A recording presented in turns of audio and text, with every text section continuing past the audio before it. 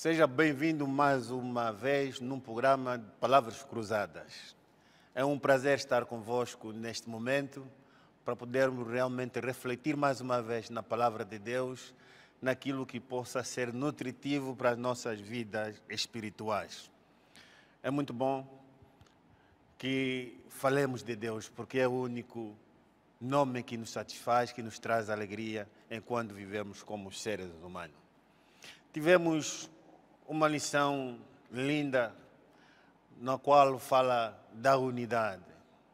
Um reformador chamado João Calvino dizia que ele acredita que a desunião, a divisão tem sido um instrumento utilizado para o diabo e para destabilizar a sua igreja.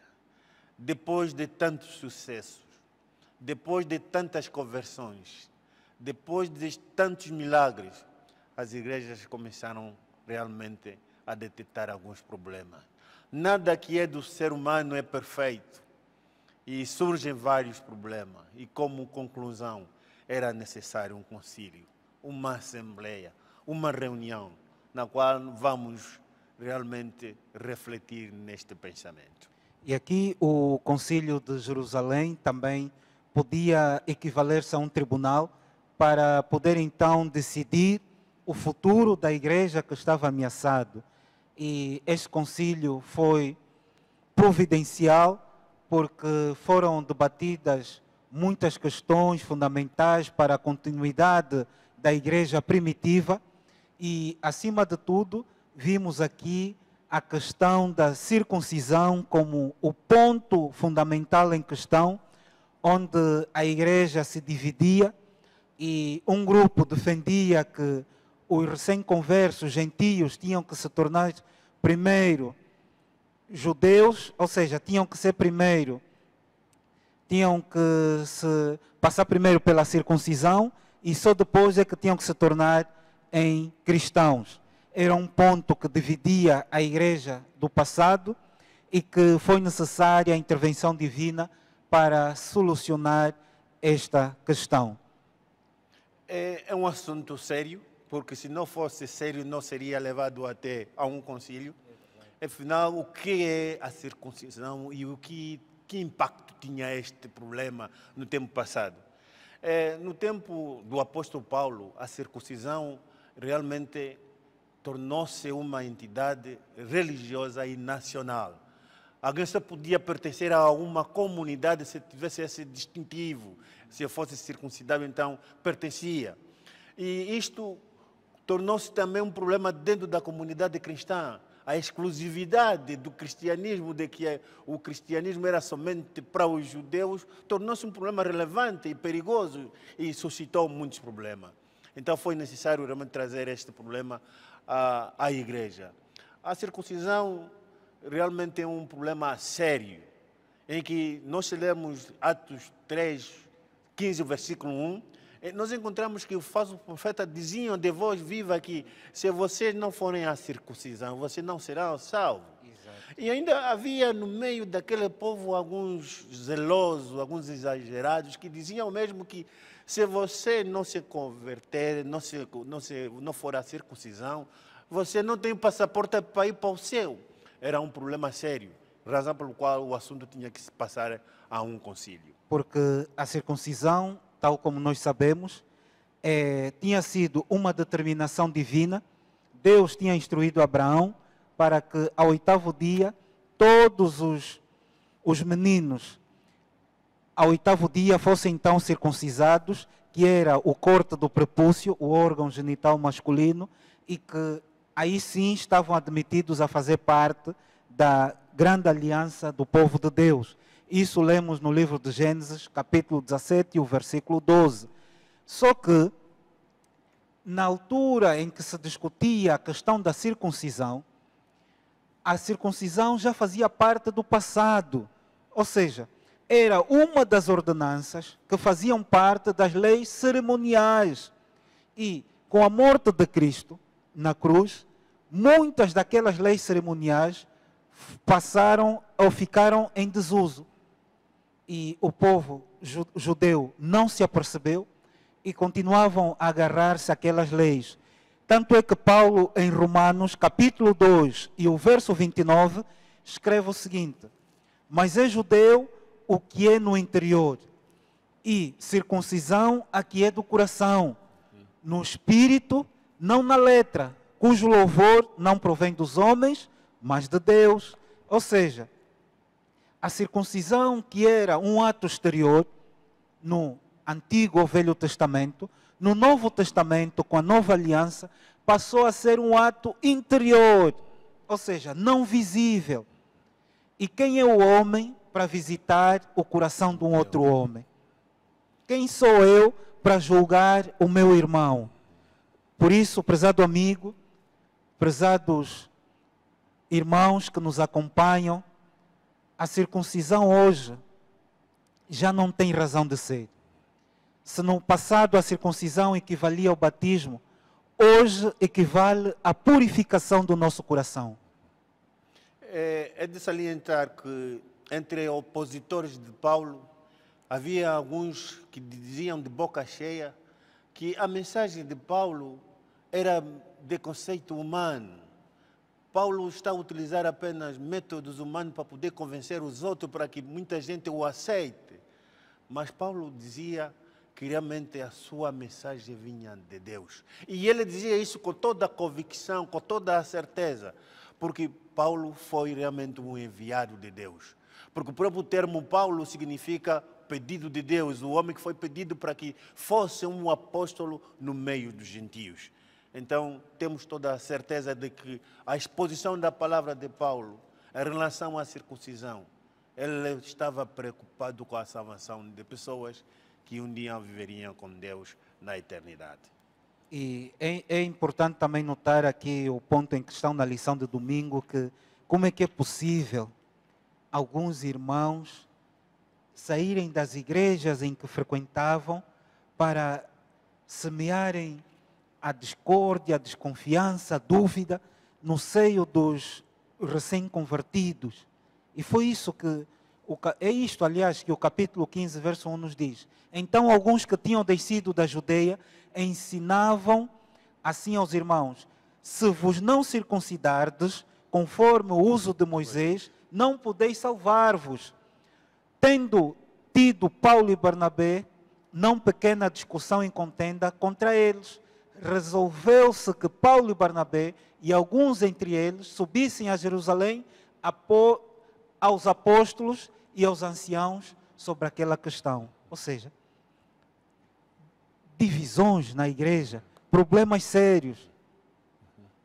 E como reflexão, divisões têm sido o instrumento que o diabo utiliza para destabilizar a igreja. E eu gostaria de pedir que não fôssemos usados nesse sentido, que Deus nos usasse para o servir, não para destabilizar a igreja de Deus. E nesse debate que se deparou-se no concílio, destacou-se duas personagens importantes, no qual a sua exposição, as suas intervenções foram úteis e que realmente foram apoio para solucionar o problema. E se nós voltarmos um pouco atrás, Pedro, quando realmente teve a visão em que foi-lhe mostrado os animais em que ele devia matá-los e comer, esta visão tinha um significado importante, significava que não há exceção de pessoas diante de Deus. Deus não faz distinção de pessoas. Para Deus todos somos úteis e importantes. Mas passando alguns momentos, alguém bateu à porta quando Cornélio enviou os seus soldados para que fossem chamá-lo a Pedro. E o Espírito de Deus falou a Pedro: Pedro, desce. Mas não posso ir lá embaixo. Eu é que estou a te mandar que você vai lá embaixo, saia do terraço e vai atender. E Pedro saiu aqui convencido, para ser o Espírito de Deus é que está a dizer que vou, então vou para lá. E viu-se na vida de Pedro que Pedro estava com ele. Significava que realmente para Deus todos somos iguais. E é a mesma inclinação, é mesmo espírito que Pedro leva no concílio para dizer que Deus não faz distinção de pessoas. Todos somos salvos mediante a graça de Jesus Cristo. E é claro que Lucas não relata todos os procedimentos da reunião, mas seria interessante se soubéssemos, por exemplo, quais foram os argumentos de apoio dos nossos irmãos judaizantes, mas Lucas não nos deixa nada aqui escrito. Mas o ponto essencial é o que o irmão Celestino já disse. Pelo menos 2 pessoas foram ouvidas e bem ouvidas diante do concílio, que foram Pedro e Tiago. E Pedro teve a experiência que o ancião já disse bem, com a conversão de Cornélio, e eu agora gostaria de falar um pouco de Tiago. E o discurso de Tiago sugere que ele tinha uma posição de autoridade diante daquele concílio. E o propósito de Tiago foi demonstrar que Deus tinha já providenciado para os gentios se juntassem, num certo sentido, ao povo de Deus, reconstituído, e assim eles podiam ser incorporados em Israel.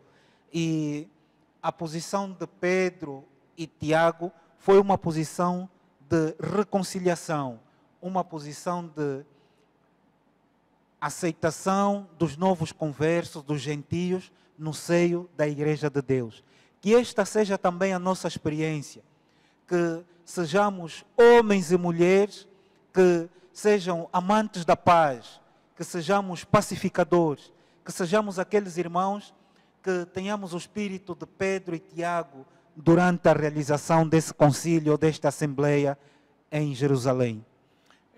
Isto leva-nos a refletir que quando nós nos encontrarmos numa reunião de conselho, quando nos encontramos numa reunião extraordinária da igreja, devemos pedir a Deus que o seu Santo Espírito nos use.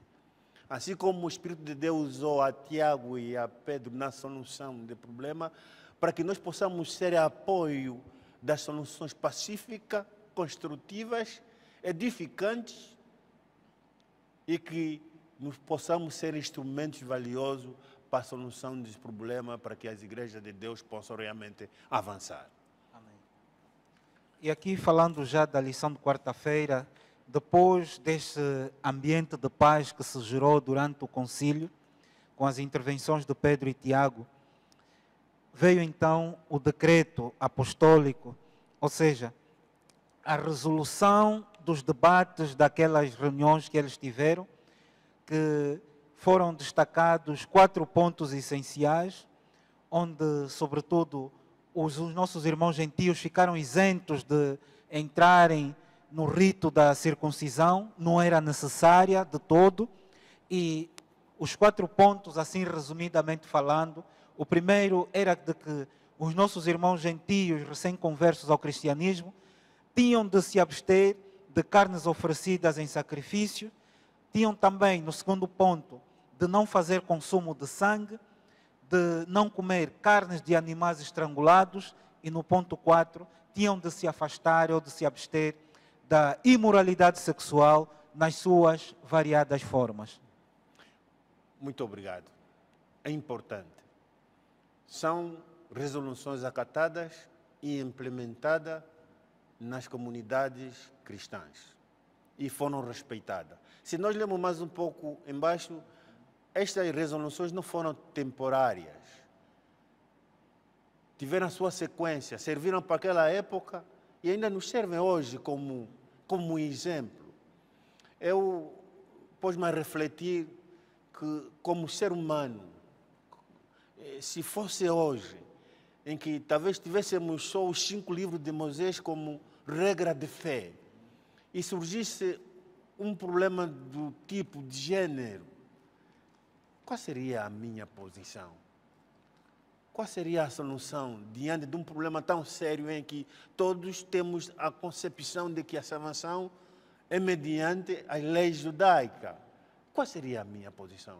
Seria um indivíduo com ideias construtivas, que construía uma união dentro da igreja, ou eu seria um instrumento realmente para destruir aquilo que realmente foi acatado?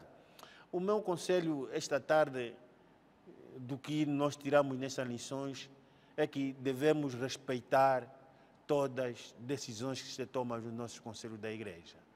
Todas as decisões que se tomam nas nossas reuniões extraordinárias, para que possamos realmente edificar as nossas igrejas na base do Espírito Santo e na convivência também do Espírito Santo e da verdade. De facto, o decreto era considerado normativo pelos cristãos muito tempo depois de ter passado o período do Novo Testamento.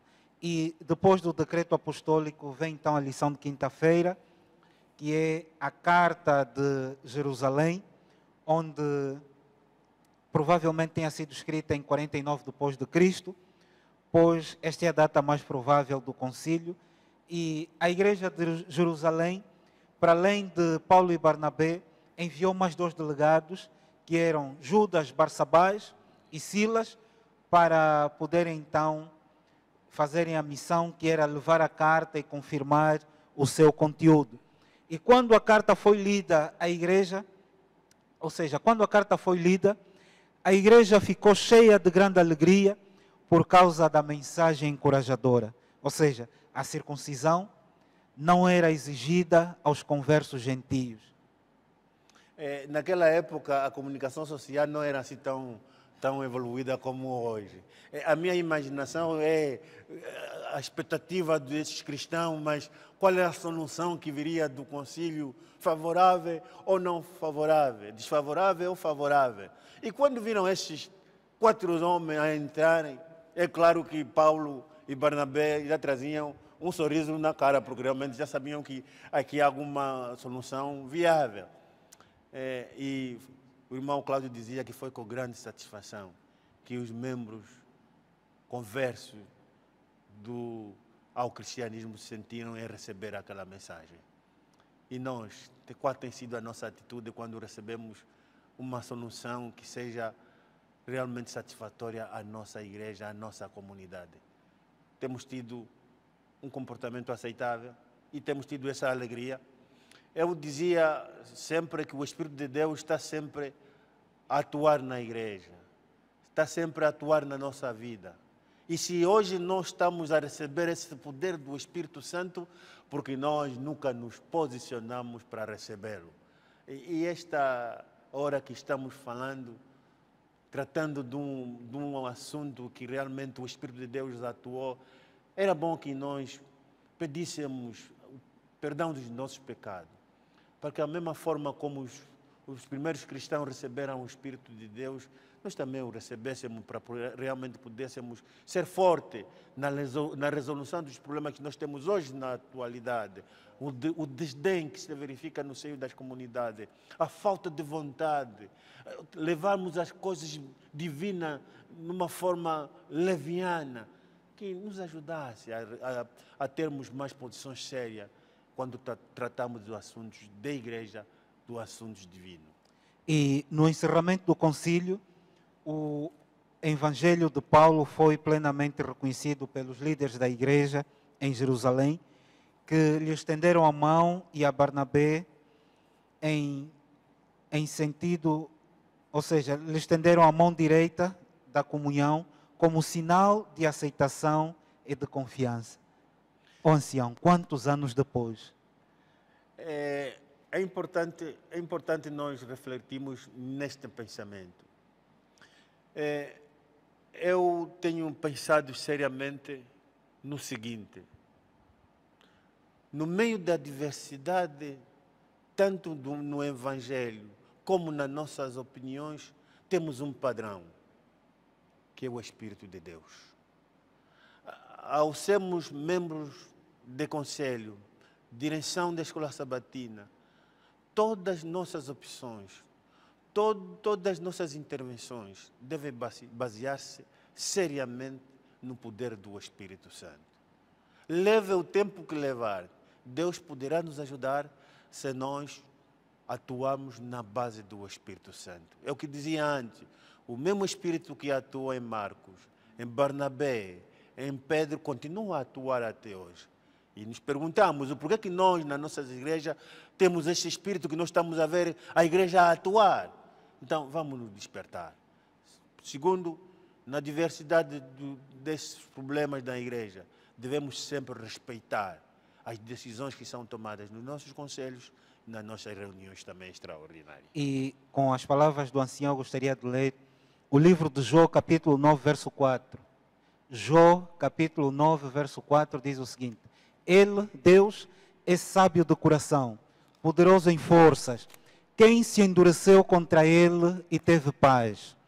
Porque aqui a irmã White diz que, ainda na lição de quinta-feira, mesmo entre os discípulos, nem todos estavam preparados para aceitar de boa vontade a decisão do concílio.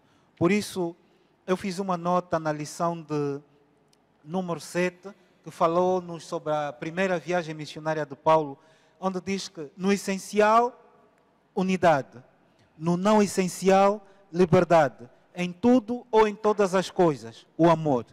Amém. Que Deus realmente possa transmitir em nós o espírito de união. Lutemos fortemente com este instrumento diabólico de trazer separações e divisões dentro da igreja. Esta lição surge hoje, no século XXI, porque Deus tem um propósito. Deus quer nos chamar a atenção. Deus tem um objetivo para podermos realmente edificar as nossas igrejas. Hoje vivemos numa sociedade em que as nossas expressões são vulgares. Dizemos aquilo que pretendemos, dizemos aquilo que nos convém. Mas quando nós tratamos assuntos espirituais, devemos realmente buscar a fonte do Espírito Santo para que nos ajude na solução de vários problemas. Nos deparamos com muitos problemas no seio da igreja e cabe a nós nos reavivarmos seriamente para que realmente o Espírito que caiu no Pentecoste possa também cair no nosso seio, para que as nossas igrejas possam sentir esse poder do Espírito Santo. Acima de tudo, reavivarmos as nossas vidas espirituais. E de facto é isso. E em jeito de conclusão, nós dizemos que, meus amigos, queridos irmãos que nos ouvem, a esta hora, nós não sabemos quanto tempo mais é que nós viveremos neste mundo. Amém. Mas uma coisa nós temos a certeza: o que há de vir, virá e não tardará. Mas é importante que durante o tempo de graça e preparação que Deus nos oferece, nós vivamos com responsabilidade. Vivamos de acordo ao assim diz ao Senhor. Você que se sente tocado ao ouvir as mensagens da Igreja do Barreiro, aqui no YouTube, em Iase Barreiro, tome uma decisão, mas não uma decisão emocionada, mas uma decisão séria de seguir o nosso Senhor e Salvador Jesus Cristo. Porque nós somos uma família mundial e nós teremos todo o desejo de recebê-lo na nossa família, para que todos juntos, um dia, vivamos a eternidade com Cristo. E o nosso desejo, o nosso apelo para esta semana é que falemos mais de Deus, menos de nós e nada da vida dos outros. Que Deus possa abençoar o estudo e a leitura da sua palavra. Que seja para nós uma oração e a vontade do nosso Deus. Amém? Amém.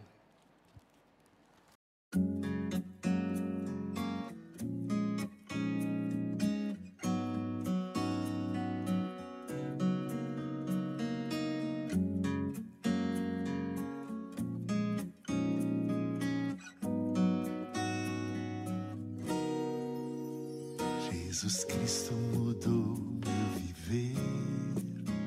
Jesus Cristo mudou meu viver. É a luz que ilumina meu ser.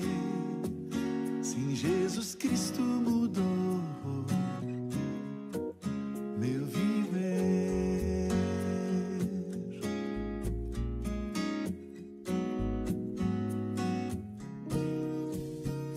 Diferente hoje é o meu coração.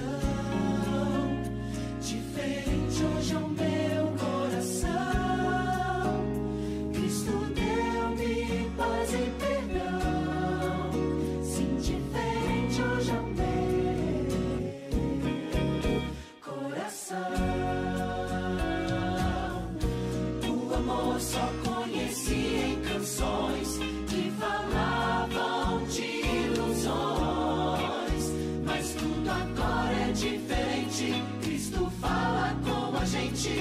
pois Cristo